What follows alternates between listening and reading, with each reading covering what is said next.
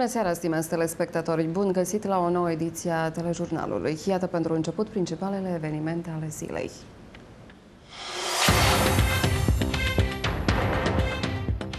Relațiile dintre Serbia și Macedonia la cel mai înalt nivel, au apreciat Nikolić și Ivanović.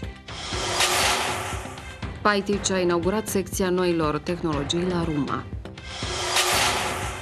Cărți românești lansate ieri la Belgrad, astăzi la Novi Sad.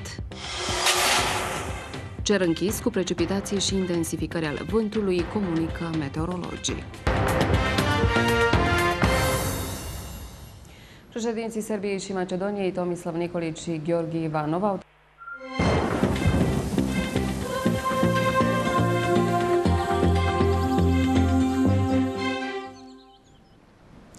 Pentru cei care se gândesc cum să-și petreacă weekendul, veștile nu sunt deloc plăcute. Mâine cerul va fi închis cu precipitații și intensificare ale vântului, comunică meteorologii.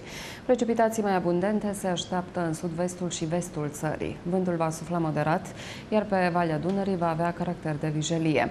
Temperaturile matinale vor oscila între 5 și 14 grade, iar cele maxime se vor încadra între 17 și 22 de grade.